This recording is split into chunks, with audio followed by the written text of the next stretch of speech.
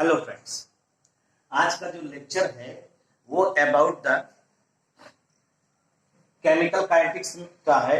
और chemical kinetics में आपने इससे पहले प्रीवियस 2 लेक्चर पढ़े थे जिसमें हमने आपको बताया था कि रेट ऑफ रिएक्शन आप कैसे लिखते हैं, उसका ग्राफिकल रिप्रेजेंटेशन कैसे होता है, और उसके बाद फिर हमने बताया था factor affecting the rate of reaction. आज हम लोग जो है पढ़ेंगे कि किसी भी केमिकल रिएक्शन का जो है रेट हम लोग कैसे लिखते हैं, रेट लॉ कैसे लिखते हैं, और लॉ ऑफ मास एक्शन के बारे में हम लोग पढ़ते हैं। तो आप जानते हैं हम लोग जो है यहाँ पे पढ़ने चल रहे हैं लॉ ऑफ मास एक्शन।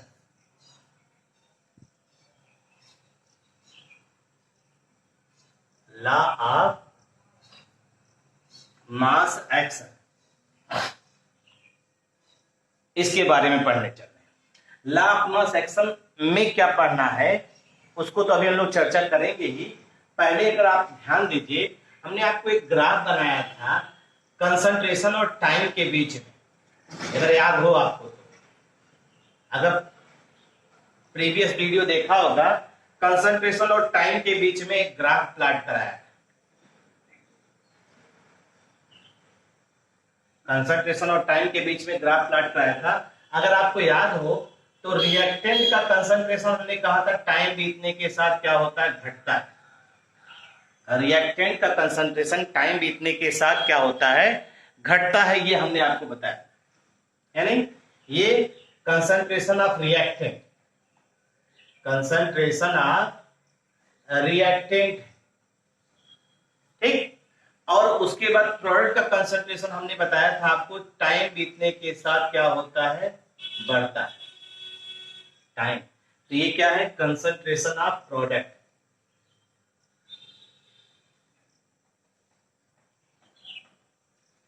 अब आप देखिए, एक प्रोडक्ट का कंसंट्रेशन एक रिएक्टेंट का टाइम के साथ चेंज हो रहा है। हमारा यहाँ पे मेन मकसद क्या है देखने का, वो देखिए कंसंट्रेशन ऑफ रिएक्टेंट जो है वो डिक्रीज कर रहा है। कंसंट्रेशन ऑफ रिएक्टेंट डिक्रीज कर रहा है, प्रोडक्ट का कंसंट्रेशन क्या हो रहा है, बढ़ रहा है। तो धीरे धीरे आप देखते हैं ये डिक्रीज होने वाला जो प्रोसेस है बहुत तेजी से हो रहा है, ठीक। अगर कंसंट्रेशन और एक स्टेज ऐसा आएगा जहां पे ये दोनों कंसंट्रेशन क्या हो जाएंगे, इक्विवेलेंट हो जाएंगे, और इसे आप इक्विलिब्रियम स्टेट कहते हैं। इसे आप क्या कहते हैं, इक्विलिब्रियम स्टेट कहते हैं। तो जैसे जैसे टाइम बीतता जाता है, जैसे शुरुआत में t बराबर 0 जैसे रिएक्शन स्टार्ट होता है तो हम लोग ये ऑब्जर्व करते हैं कि कंसंट्रेशन चेंज बहुत तेजी से हो रहा है, कंसंट्रेशन चेंज फास्ट हो रहा है। मतलब जो डिक्रीज कंसंट्रेशन है वो बहुत तेजी से, इंक्रीज कंसंट्रेशन बहुत तेजी से। तो रेट ऑफ रिएक्शन भी क्या है, फास्ट। रेट ऑफ रिएक्शन भी क्या हो रहा है, फास्ट, मतलब बहुत तेजी से हो रहा है। और जैसे जैसे टाइम बीतता जाता है, आफ्टर टाइम टी, एक लिमिटेड टाइम के बाद जो रिएक्टेंट का कंसंट्रेशन है,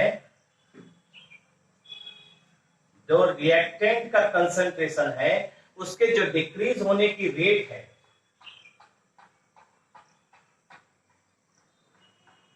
जो डिक्रीज होने की रेट है वो स्लो हो जाती है, स्लो डाउन, धीरे धीरे घटने लगता है, ठीक है। हमने क्या कहा, जैसे जैसे समय बीत रहा है रिएक्टेंट की कंसंट्रेशन घटने का जो रेट है वो धीरे धीरे क्या हो रहा है, कम हो रहा है। और इसी वजह से क्या कहते हैं, और इसी को अगर हम लोग देखें तो रेट ऑफ रिएक्शन भी क्या हो जा रहा है, रेट ऑफ रिएक्शन यानी ROR, ये भी स्लो हो जा रहा है। तो जब ये तेजी से घट रहा है तो इसका रेट क्या है, यानी रिएक्टेंट का कंसंट्रेशन जब तेजी से घट रहा है तो रेट आपका क्या था, हाई था। जब आपने कहा कंसंट्रेशन डिक्रीज कर रहा है धीरे धीरे तो रेट ऑफ रिएक्शन भी स्लो हो गया। तो इस आधार पे आप ये कहते हैं on the basis of above, on the basis of above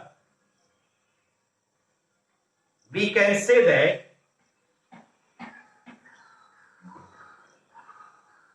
we can say that a rate of reaction directly proportional to concentration of reactant. जो रेट ऑफ रिएक्शन है वो कंसंट्रेशन के डायरेक्टली, क्योंकि कंसंट्रेशन जब घट रहा तेजी से तो रेट भी क्या है, बहुत तेज है। और जब कंसंट्रेशन रिएक्टेंट का धीरे धीरे घटने लगा तो रेट भी क्या हो गया, स्लो डाउन हो गया। तो इसका मतलब हो गया, हम इस आधार पे कह सकते हैं कि किसी भी केमिकल रिएक्शन का जो रेट होता है वो रिएक्टेंट की कंसंट्रेशन पे ज्यादा डिपेंड करता है। इस चीज को हम लोग इस चीज को ऑब्जर्व करेंगे और यही हम लोग रेट लॉ एक्सप्रेशन या लॉ ऑफ मास एक्शन में इसको ऑब्जर्व करेंगे और देखेंगे भाई। ठीक है भाई। तो हमने आपसे कहा कि कंसंट्रेशन टाइम के साथ वेरिएट कर रहा है, रिएक्टेंट का भी और प्रोडक्ट का भी, और शुरुआत में कंसंट्रेशन चेंज तेज होता है तो रेट ऑफ रिएक्शन बहुत तेज है। ठीक है भाई। शुरुआत में रेट ऑफ रिएक्शन क्या दिखाया हमने, फर्स्ट है जैसे जैसे समय बीत रहा है रिएक्टेंट का कंसंट्रेशन डिक्रीज होने का रेट जो हो गया वो स्लो डाउन पड़ गया, तो रेट ऑफ रिएक्शन भी धीरे धीरे होने लगा। रेट ऑफ रिएक्शन का मतलब उसकी भी रेट जो है वो स्पीड जो है रिएक्शन की वो स्लो हो गई। तो इस आधार पे हम लोग कह सकते हैं कि rate of reaction directly depend upon the concentration of reactant. तो हम लोग यहाँ पे पढ़ने चल रहे हैं लॉ ऑफ मास एक्शन के बारे में। तो लॉ ऑफ मास एक्शन को पढ़ेंगे, आइए देखते हैं, इसी को ऑब्जर्व करते हैं।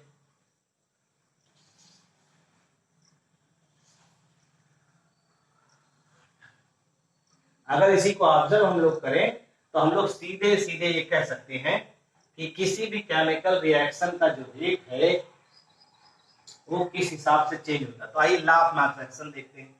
आपको मालूम है इसको प्रपोज किसने किया था, प्रपोज्ड बाय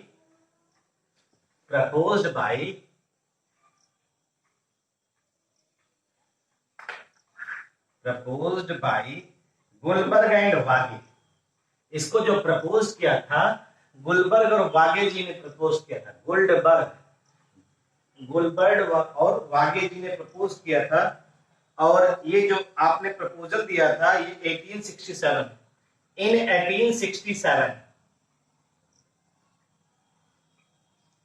गुलबर्ग एंड वागे ने प्रपोज किया था,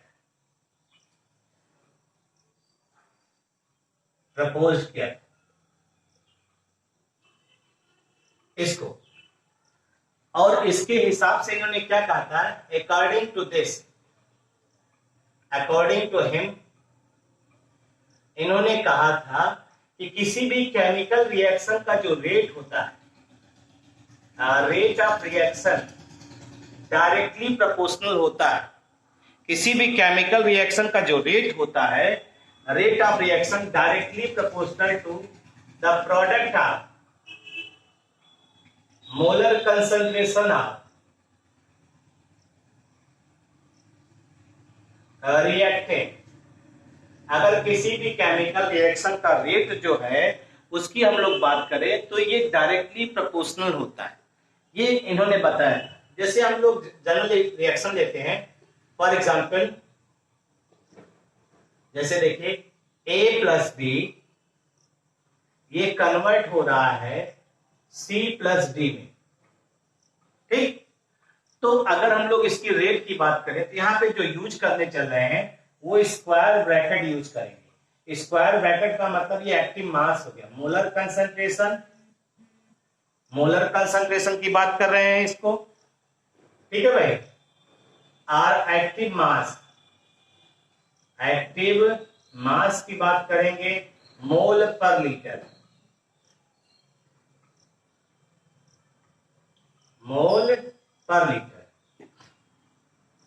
ठीक।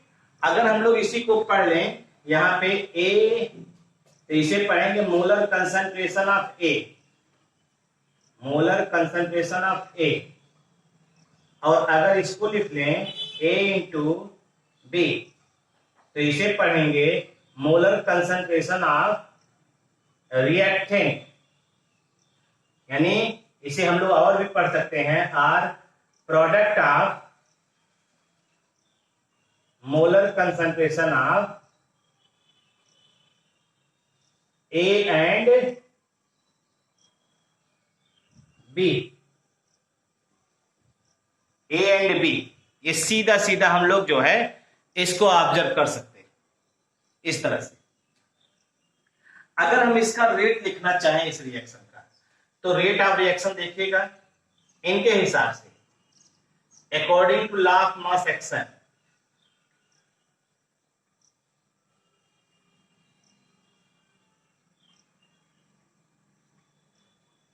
Rate of reaction is directly proportional to product of molar concentration of reactant बोल रहा है, product of molar concentration of reactant बोल रहा है, तो रिएक्टेंट ये है और इन दोनों के मोलर कंसंट्रेशन का मल्टीप्लिकेशन ले रहे हैं, यानी directly proportional to A into B.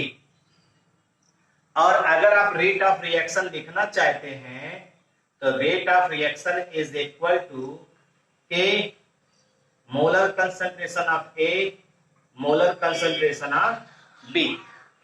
और आप जानते हैं के को आप बोलते हैं प्रोपोर्शनैलिटी कांस्टेंट, प्रोपोर्शनैलिटी कांस्टेंट या रेट कांस्टेंट, रेट या वेलोसिटी कांस्टेंट, वेलोसिटी कांस्टेंट बोलते हैं। ठीक है भाई, रेट या वेलोसिटी कांस्टेंट बोलते हैं। ये रेट ऑफ रिएक्शन हो गया according to law of mass action के आधार पे आपने लिखा। अब अगर हम लोग के को डिफाइन करना चाहें तो अगर हमने मान लिया एक molar concentration of A is equal to B is equal to unity मान लें, यूनिटी मान लें तो rate of reaction is equal to K हो गया। और आप के को डिफाइन कर सकते हैं, यानी rate constant is equal to rate constant is equal to rate of reaction when molar concentration of each of reactants is unity. Molar concentration of each of reactant is unity. इस तरह से आप define कर सकते हैं सीधे सीधे। ठीक, यानी rate constant rate of reaction के बराबर है जब जितने भी रिएक्टेंट हैं उन सब का मोलर कंसंट्रेशन क्या हो, यूनिटी हो। अगर इसी चीज को हम लोग ध्यान दें तो हम लोग कहते हैं also called specific reaction rate, इसीलिए इसे हम लोग स्पेसिफिक रिएक्शन रेट कांस्टेंट भी कहते हैं, स्पेसिफिक रिएक्शन रेट कहते हैं भाई। ठीक है भाई, आल्सो कॉल्ड। ठीक, आपको मालूम है जो के की वैल्यू है, इसलिए भाई सब चीजों को, इन सब चीजों को एक बार देखते हुए चलिए भाई।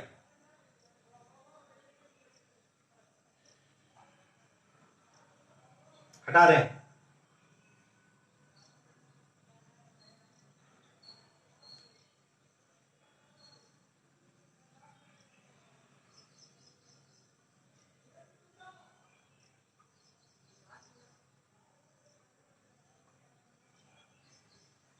अगर हम लोग इसकी बात करें तो यहां पे ये चीज कह सकते हैं।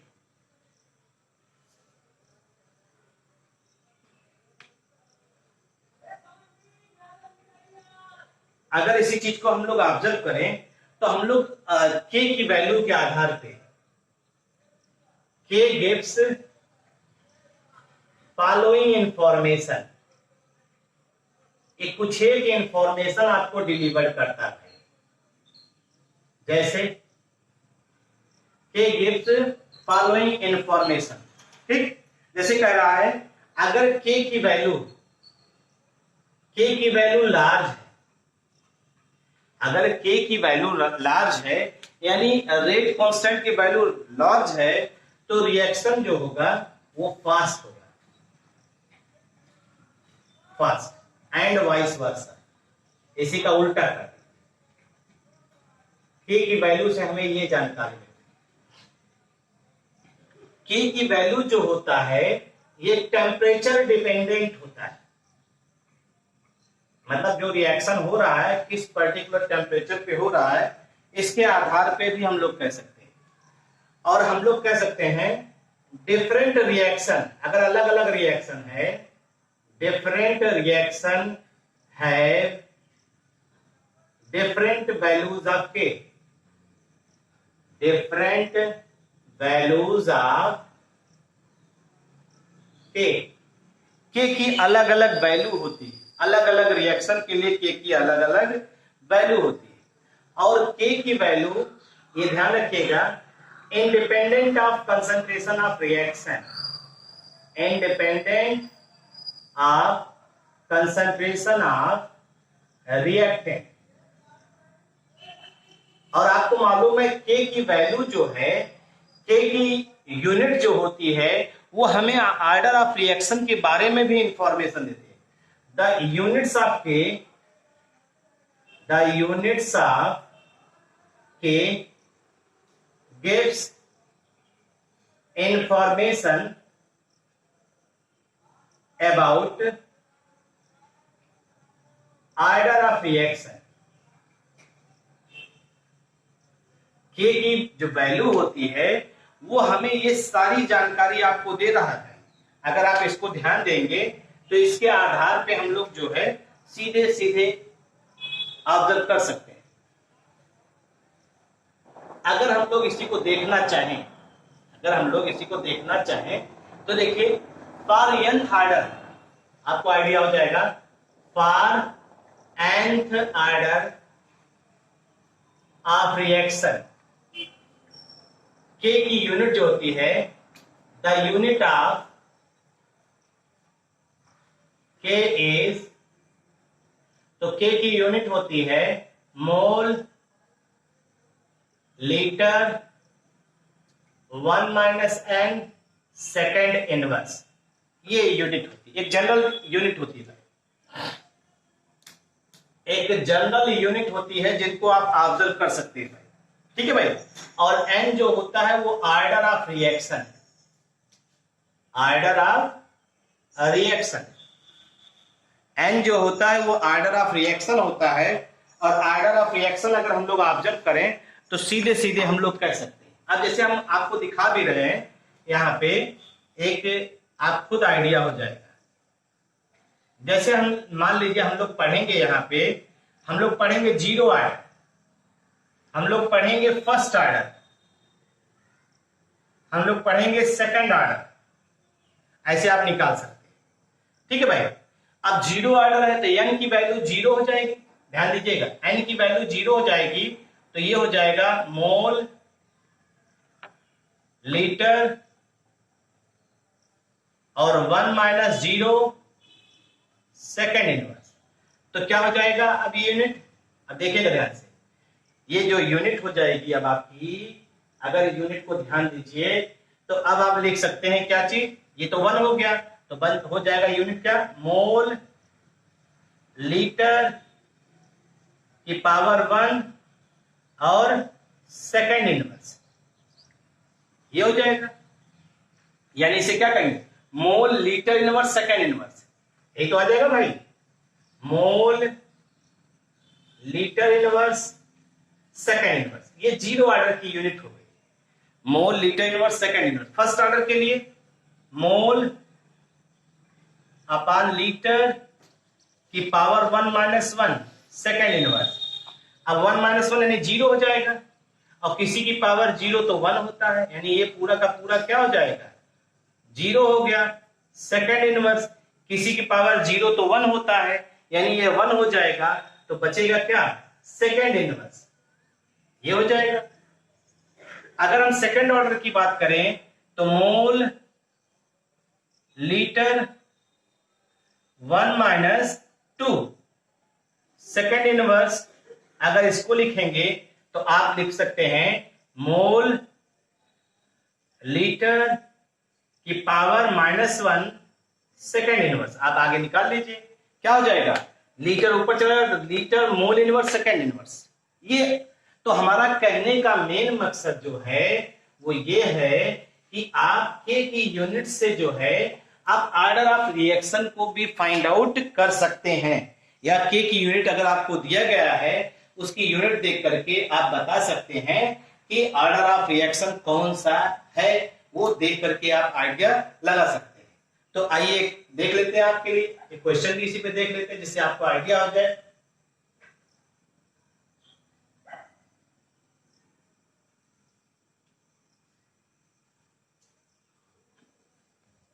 देखिए जैसे क्वेश्चन लिया है हमने, एक सिंपल सा क्वेश्चन है, order of reaction find out करने के लिए दिया गया है question, if K is equal to 3 into 10 power minus 3 litre square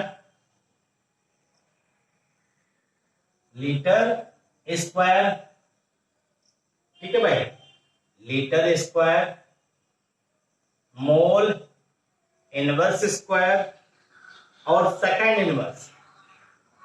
देखिए सेकंड इनवर्स सब में है तो सेकंड टाइम अपान तो रहेगा ही सब में। तो आप पूछ रहा है फाइंड ऑर्डर ऑफ रिएक्शन, कौन सा ऑर्डर ऑफ रिएक्शन होगा, फाइंड ऑर्डर ऑफ रिएक्शन। तो हमें इससे नहीं मतलब, हमें इससे मतलब इसकी सहायता से देख रहे हैं। तो आपको मालूम है वी नो दैट, बहुत सिंपल सा है भाई, इस तरह से कंपटीशन में ये सब चीजें कंपटीशन के पॉइंट ऑफ व्यू से भी इंपॉर्टेंट है भाई। We know that mole upon litre और 1 minus N is equal to second inverse, यही तो है ना भाई। तो ये आपका जो है फॉर nth ऑर्डर के लिए, nth ऑर्डर के लिए अगर आप इसी को लिखना चाहें, देखिए ये है आपका मोल लीटर, तो आपने लिख दिया मोल अपॉन लीटर, मोल अपॉन लीटर आपने लिख दिया। और आप देखिए मोल अपॉन लीटर लिखा है हमने, तो मोल की वैल्यू माइनस में, लीटर नीचे चला गया, ये भी माइनस में था, इसकी पावर -2 कर दिया, देखिए ध्यान से -2, ठीक है। और इसको लिख दिया सेकेंड इनवर्स बाहर लिख दिया, सेकेंड इनवर्स बाहर लिख दिया। अब आप दोनों को देखिए, ये इक्वेशन नंबर 1 हो गया, ये इक्वेशन नंबर 2 हो गया। अब दोनों को कंपेयर कर लीजिए, तो कंपेयर करेंगे तो ये तो कैंसिल हो जाएगा, ये दोनों बराबर हो जाएगा। और देखिए mole upon litre 1 minus N is equal to mole upon litre की पावर -2। अब देखिए बेस दोनों का सेम है, तो 1 minus N is equal to -2, तो एन इज इक्वल टू क्या आ जाएगा, -2 + 1 यानी 3। तो ऑर्डर ऑफ रिएक्शन कितना हो गया, ऑर्डर ऑफ रिएक्शन थर्ड,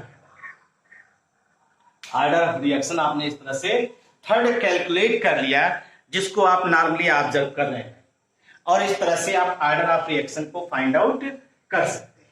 ठीक, तो ये आपको इस तरह से क्वेश्चन दिया रहेगा, इसको आप ट्राई कर सकते हैं। अभी बहुत से क्वेश्चंस हैं, देखा जाएगा, लेकिन अभी आगे चलिए।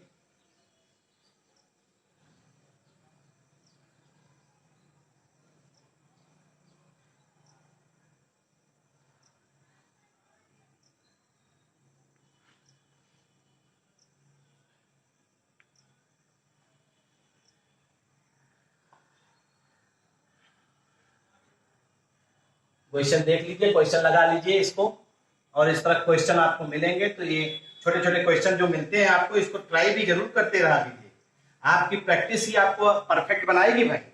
ये ना सोचिए कि आप ऐसे बस बैठे रहिए आपका काम हो जाएगा, प्रैक्टिस जब करेंगे तभी फायदा होगा।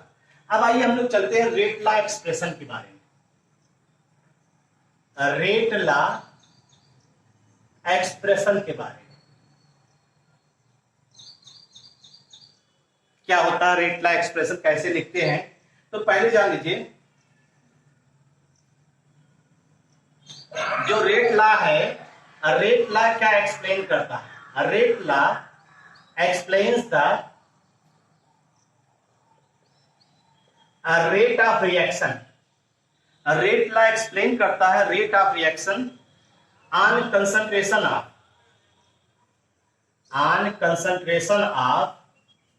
any species in reaction, any species in reaction। हमने यहाँ किसी भी स्पेसीज की बात कही है, ये नहीं सिर्फ कहा है रिएक्टेंट की बात कहा है।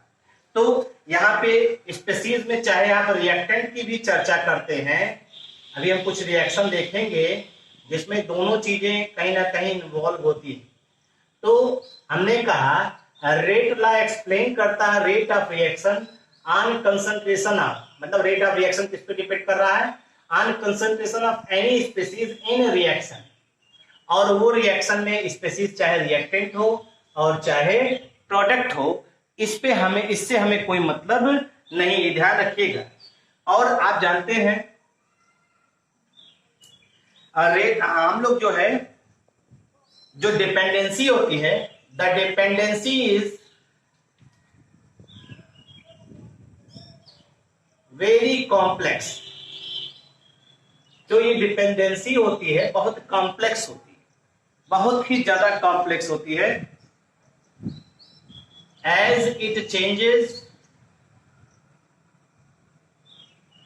With changes in concentration of species। मतलब ये जो है आपकी जो इनकी डिपेंडेंसी होती है रिएक्शन रेट की, वो कंसंट्रेशन के हिसाब से बहुत तेजी से चेंज होती है और ये बहुत कॉम्प्लेक्स होता है। और इस वजह से ये आपके लेवल पे इसको हम लोग स्टडी नहीं करते हैं, ध्यान रखिएगा इसको, ठीक है। हम लोग सिंपल रिएक्शंस को कंसीडर करते हैं, हम लोग जो सिंपल रिएक्शंस है उसी को कंसीडर ज्यादातर करते हैं, ठीक। हम लोग we consider only simplest form of dependence, simplest form of dependence. हम लोग जो भी कंसीडर करते हैं वो सिंपलेस्ट फॉर्म को ही कंसीडर करते हैं। हमने क्या कहा, फिर सुन लीजिए।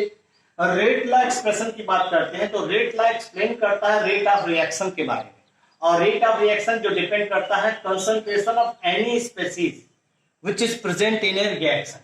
और वो रिएक्शन में कौन हो सकते हैं, चाहे रिएक्टेंट हो सकता है, चाहे प्रोडक्ट हो सकता है। फिर हमने आपसे कहा जो डिपेंडेंसी होती है बहुत कॉम्प्लेक्स होती है, ठीक है। क्यों?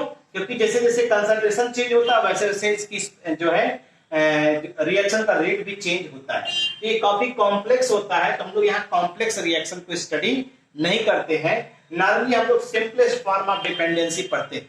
जैसे रेट हो रहा है, रिएक्शन हो रहा है, तो सिंपलेस्ट फॉर्म उसका पढ़ेंगे कि आसानी से एक स्टेप दो स्टेप में रिएक्शन कंप्लीट कर जाना, ठीक है। तो इस रिएक्शन की बात हम लोग करने चल रहे हैं। अब रेट ऑफ रिएक्शन लिखने की बात यहाँ पे होगी, तो आइए देखते हैं इस चीज को। और इस चीज को अगर हम लोग देखें यहाँ पे तो हम लोग डिफाइन भी कर सकते हैं बहुत सिंपल तरीके से। और वो सिंपल तरीका कौन सा आपका है, अगर उसको देखेंगे तो आप बता भी सकते हैं। इसमें बहुत ज्यादा दिक्कत नहीं होगी आपको, लेकिन आप प्रयास करेंगे तभी। एग्जाम्पल देखिए, 2A प्लस बी कन्वर्ट हो रहा प्रोडक्ट में। 2A प्लस बी कन्वर्ट हो रहा है प्रोडक्ट में। अगर हम लोग इसकी बात करते हैं, अगर हम लोग इसकी बात करते हैं, इस रिएक्शन की बात करते हैं, तो इस रिएक्शन को देख करके आइडिया हो सकता है, ठीक। एक्सपेरिमेंटल कंडीशन लेते हैं, देखिएगा। सपोज एक्सपेरिमेंटल कंडीशन, क्या कंडीशन ले रहे हैं, ध्यान दीजिएगा। एक्सपेरिमेंटल कंडीशन की बात यहां कर रहे हैं। तो मान लीजिए कंसंट्रेशन ऑफ ए, इसे हमने डबल किया, कंसंट्रेशन ऑफ ए को डबल किया, रेट ऑफ रिएक्शन जो है ये भी डबल हो गया, लेकिन बी की कंसंट्रेशन को हम लोगों ने क्या माना है, कांस्टेंट माना है इस समय माना हुआ है। ठीक है भाई। अगर दूसरी कंडीशन ले रहे हैं कि बी की कंसंट्रेशन को हमने क्या किया, डबल कर दिया, तो रेट ऑफ रिएक्शन जो है वो 4 टाइम्स हो गया, ध्यान दीजिएगा 4 टाइम्स हो गया। लेकिन यहां पे ए की कंसंट्रेशन को इस समय ए की कंसंट्रेशन को कांस्टेंट माना। अब इसका रेट ला एक्सप्रेशन देखते हैं हम लोग। ठीक है भाई, इसका रेट ला एक्सप्रेशन अगर हम लोग देखेंगे तो रेट ला एक्सप्रेशन में क्या चीज ऑब्जर्व होगा, इसको ज्यादा देखिए तो सिंपल चीजें हैं, बहुत इंटरेस्टिंग चीजें हैं, बहुत अच्छे से इंटरेस्ट लेकर के आपको पढ़ाई होगी अगर आप थोड़ा ध्यान देंगे तो। आपने कहा ये रिएक्शन है, इसका रेट ला एक्सप्रेशन लिखना है और ए का कंसंट्रेशन डबल कर दिया, इसको डबल कर दिया तो इसका रेट ऑफ रिएक्शन क्या होगा, यानी प्रोडक्ट बनने की टेंडेंसी जो है डबल हो गई, लेकिन बी में कोई चेंज नहीं किया। अब फिर कहा आपने तो देखिए ए को डबल किया, रेट डबल हो गया, मतलब ए का कंसंट्रेशन अगर ए है तो रेट भी ए मतलब 1 टाइम है, डबल किया डबल हो रहा है, और यहाँ बी को डबल किया तो 4 टाइम हो रहा है। यानी अगर आप देखेंगे तो सीधे सीधे रेट ऑफ रिएक्शन आप कह सकते हैं, रेट या ये आर रेट ला के लिए है भाई, रेट ऑफ रिएक्शन होगा जो इस रिएक्शन के लिए बराबर के ए की पावर, हमने चूंकि ए डबल हो रहा तो डबल, ट्रिपल हो रहा ट्रिपल, तो इसका मतलब ए सिंगल है तो ए की पावर, और बी डबल हो रहा है तो उसका कितना गुना हो रहा है, 2 गुना, यानी ये इसका क्या हो गया, रेट ला एक्सप्रेशन। इस आधार पे लिया हमने, ए डबल हो रहा है तो ये डबल, ए अगर सिंगल है तो सिंगल, यानी ए की पावर सिंगल हो गई, बी अगर डबल हो रहा है 4 टाइम, यानी 1 बी पे ये 2 हो गया, यानी पावर 2 हो गई। तो अब ये जो पावर है इन पावर्स को सम कर लीजिए, ये आपका क्या हो गया, this is rate law expression, this is rate law expression, इसी को रेट ला एक्सप्रेशन कहते हैं। और जो पावर है कंसंट्रेशन टर्म्स की उन्हीं को सम कर लीजिए, 1 + 2 ये हो गया आपका 3, order of reaction, order of reaction जिसे हम लोग एन से डिनोट करते हैं। ठीक है भाई, ऑर्डर ऑफ रिएक्शन जिसे एन से डिनोट करते हैं। इसी के बाद हमने आपसे कहा ये जो पावर की वैल्यू है, ये जो आपने पावर ए और बी कर लिया, इसी को सम कर लीजिए, that is order of reaction हो गया। तो जो पावर ए और बी है वो कुछ भी हो सकती है, 0 भी हो सकती है, 1 भी हो सकती है, 2 भी हो सकती है, 3 भी हो सकती है, फ्रैक्शन में भी हो सकती है, माइनस में भी हो सकती है, ये कुछ भी वैल्यू हो सकती है। और आप जानते हैं इनकी जो भी वैल्यूज है may be determined only by experimental, यानी एक्सपेरिमेंटल प्रोसेस के द्वारा ही आप इनकी वैल्यू को कैलकुलेट कर सकते हैं। यानी ए और बी को आप इस चीज को ये देख करके जो रिएक्टेंट जैसे 2 है वहां 1 है तो उसको देख करके आप लिख दीजिए, ये सही नहीं है। तो इसीलिए कहा जाता है रेट ला एक्सप्रेशन जो है ये लॉ ऑफ मास एक्शन में अप्लाई नहीं होता। फिर to explain law of mass action, law of mass action, क्योंकि लॉ ऑफ मास एक्शन में यह अधिकतर बताया जाता है कि आप इसके कोफिशिएंट को देखिए, और कोफिशिएंट की पावर जो है, अगर पावर है तो पावर ए की पावर लिख दीजिए, बी की पावर है तो बी की पावर लिख दीजिए, इसी कोफिशिएंट को देख कर लिख दीजिए। लेकिन जो ये आपने कहा पावर का ही सम ऑर्डर होता है, और ऑर्डर जो है थियोरेटिकल प्रोसेस नहीं, ऑर्डर जो है एक्सपेरिमेंटल प्रोसेस है, जिसे हम लोग एक्सपेरिमेंट के द्वारा ही फाइंड आउट करते हैं। इसीलिए कहा जाता है कि सारे हर जगह पे आप इसको देख करके लिख दीजिए, ये सही नहीं है। वो डिपेंड करता है कंडीशन पे, रिएक्शन सिंगल स्टेप है, एलिमेंट्री स्टेप है, वहीं पर हम लोग लॉ ऑफ मास एक्शन के हिसाब से रेट लिखेंगे तो सही। लेकिन जहां पे rate more than 1 step reaction है, वहां पे अगर आप रेट ऑर्डर ऑफ रिएक्शन जो है लॉ ऑफ मास एक्शन के हिसाब से निकालेंगे तो वहां गलती भी मिलने की आपकी संभावना बहुत ज्यादा रहती है। तो इसलिए हम लोग ये कहते हैं कि रेट जो है वो एक्सपेरिमेंटल प्रोसेस है जिससे हम लोग एक्सपेरिमेंट के द्वारा कैलकुलेट करते हैं। इसी को अगर हम लोग और आगे ऑब्जर्व करें तो हम लोग देखेंगे, देखिए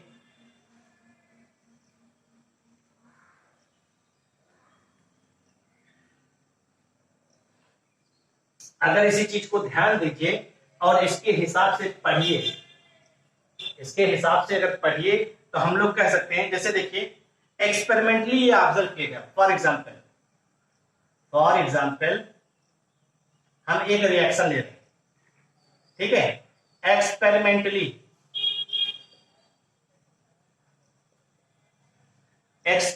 ये ऑब्जर्व किया गया। ऑब्जर्व दैट, देखिएगा आप खुद आप लिख लेंगे रिएक्शन, रेट ऑफ रिएक्शन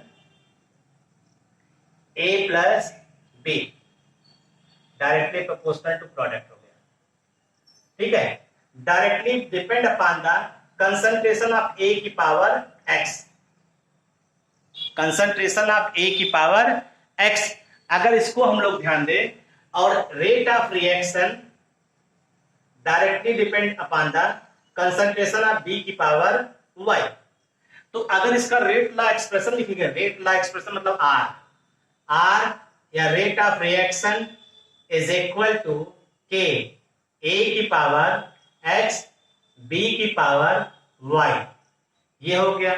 तो ओवरऑल ऑर्डर ऑफ रिएक्शन क्या हो जाएगा, overall order of reaction is equal to x plus y, overall order of reaction is equal to x plus y होगा। ये सीधा सीधा आप इसको एक्सपेरिमेंटली ऑब्जर्व कर सकते हैं। और ऑर्डर ऑफ रिएक्शन को हम लोग स्मॉल n से डिनोट करते हैं, ये भी ध्यान रखिएगा। ऑर्डर ऑफ रिएक्शन को स्मॉल n से डिनोट करते हैं। जैसे देखिए क्वेश्चन ले रहे हैं, आप ध्यान दीजिएगा। क्वेश्चन दिया गया है 2a plus 3b gives product, 2a plus 3b gives product. अगर हम लोग इसी को ध्यान दें तो इसमें पूछ रहा है order of reaction with respect to a is 2 दिया गया। Order of reaction with respect to b is -1 दिया गया है।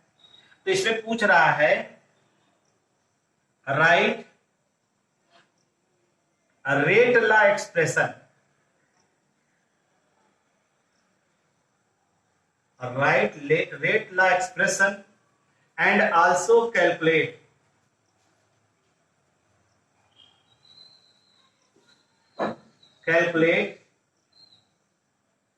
Order of reaction,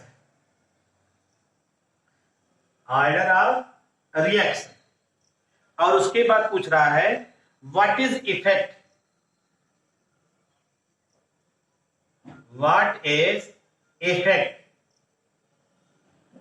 on rate when, पहला कह रहा है concentration of A is double alone, concentration of A is double alone. Alone का मतलब है B को नहीं टच करेंगे, डबल एलोन। A के कंसंट्रेशन को आपने डबल कर दिया, तब क्या होगा। दूसरा कह रहा है कंसंट्रेशन ऑफ B इज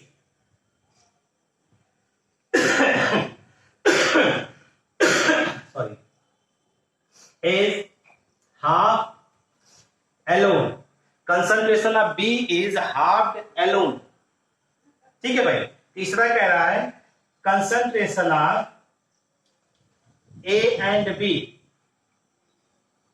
दोनों की बात कर रहे हैं, बोथ आर डबल,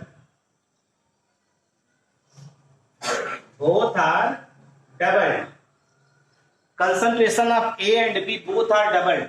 और तीसरी कंडीशन दे रहा है, ये लास्ट वाली चौथी कह रहा है अगर volume of container increases 3 times, volume of container increases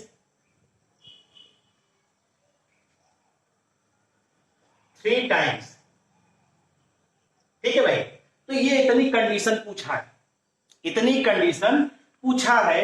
अगर इन कंडीशन को आप देखिए तो बहुत सिंपल तरीके से चलिए तो आपको आएगा भी और आप इस चीज को ऑब्जर्व भी कर सकते हैं।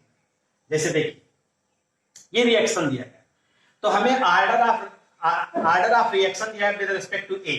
तो देखिए रेट लॉ लिखने चल रहे हैं। रेट लॉ जो दिया गया उसी आधार पे रेट लॉ बराबर के ए की पावर करा, ए के ऑर्डर का क्या कहा 2 पावर 2 हो गई, ए के रेस्पेक्ट में पावर 2 हो गई, बी के रेस्पेक्ट में कितना कह रहा माइनस 1। ये आपका रेट लॉ हो गया। ये पहला वाला हो गया राइट रेट लॉ एक्सप्रेशन। इसी को देख करके हमने लिखा, जो बोले उसकी पावर वही कर दीजिए। जैसे 2 कह रहा 1 कह रहा तो लिख दीजिए, ठीक है। और ये आपका हो गया रेट लॉ एक्सप्रेशन, पहला हो गया, ध्यान दीजिएगा। और दूसरा कह रहा है order of reaction. Order of reaction कह रहा है तो पावर को ऐड करना है 2 - 1, 2 - 1 is equal to 1। Order of reaction कितना हो गया 1। ऑर्डर ऑफ रिएक्शन देखने पे 1 हो गया। तो ये पहला वाला टर्म आपका ये हो गया, ये वाला आपका हो गया। अब दूसरा देखिए, दूसरे में what is effect on rate. Rate की इफेक्ट की बात कर रहा है when concentration of A is double alone. ठीक है भाई, तो देखिए रेट बराबर के ए की पावर जो है, ए जो है ए को ए था अब 2a कर, 2a की पावर 2 और बी में कोई चेंज ही नहीं हो रहा है, बी में कोई चेंज नहीं हो रहा है। तो हम इसके रेट को मान ले रहे हैं, सपोज करिए रेट ऑफ फाइनल मान ले रहे हैं जब आपने चेंज किया तो ये इक्वेशन नंबर आपका कौन सा होगा, ये पहला मान लेते हैं और इसे सेकंड मान लेते हैं। ठीक, तो रेट फाइनल ऐसे हम आर मान लेते हैं, तो रेट फाइनल अपॉन रेट कर दीजिए तो क्या क्या कैंसिल होगा, के कैंसिल हो जाएगा, बी की पावर कैंसिल हो जाएगी और बचेगा क्या आपका जो 2a² था और a² यानी बचेगा कितना 4, एक तो बचेगा भाई 4 बचेगा। तो रेट ऑफ फाइनल रिएक्शन कितना गुना बढ़ जाएगा 4 times of initial. Rate of final जो है वो 4 टाइम्स बढ़ जाएगा, यानी ये 4 टाइम्स रेट इंक्रीज कर जाएगा, 4 टाइम्स रेट ऑफ रिएक्शन क्या हो जाएगा इंक्रीज। ध्यान दीजिएगा इसको। अब अगर इसी तरह से हम लोग इसको ऑब्जर्व करें और आगे चलिए, ये अलग पहला हो ही गया, अब ये हो गया आपका। अब दूसरा देखिए, बी को हाफ कर रहे हैं तो ये अब आप इसी को साइड से बनाइए तो रेट बराबर के ए में कोई चेंज नहीं किया, ए की पावर 2 है, बी को हाफ कर रहे हैं यानी b/2 हो जाएगा, कि पावर -1 है ही है। ठीक, और इसे फाइनल कर दिए फिर से, ये पहली कंडीशन थी भाई ये वाला। अब इसको देखिए, इसे इक्वेशन नंबर हमने मान लिया 3rd, तो क्या हो जाएगा RF rate of final R बराबर क्या हो जाएगा, क्या क्या कैंसिल हो रहा है देखिए, ए की पावर ये कैंसिल हो जा रहा है, इसमें बचेगा क्या ये बचेगा। ठीक, बी की पावर हाफ और बी की पावर यहाँ पे क्या है, बी की पावर हाफ है, यहाँ बी की पावर -1 है।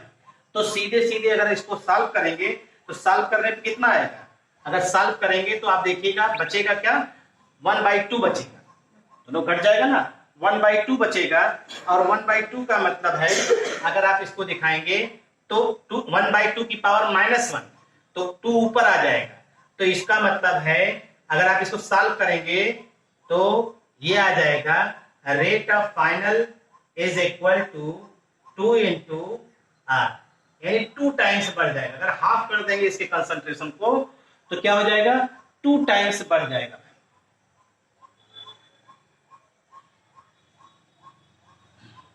ये भी आपका होगा, देख लीजिए। इसको आप इस वाले इक्वेशन को इससे डिवाइड कर दीजिएगा बस।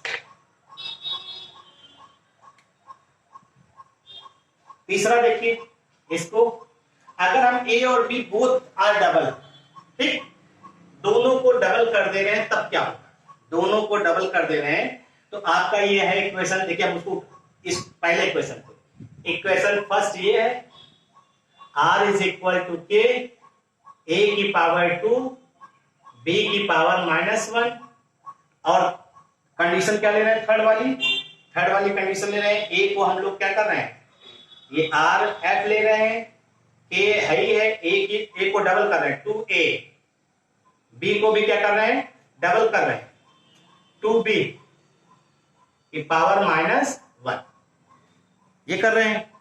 अगर आप इसको डिवाइड करिए तो R F rate of final reaction है आर, तो क्या कैंसिल होगा, यहां पावर 2 होगा,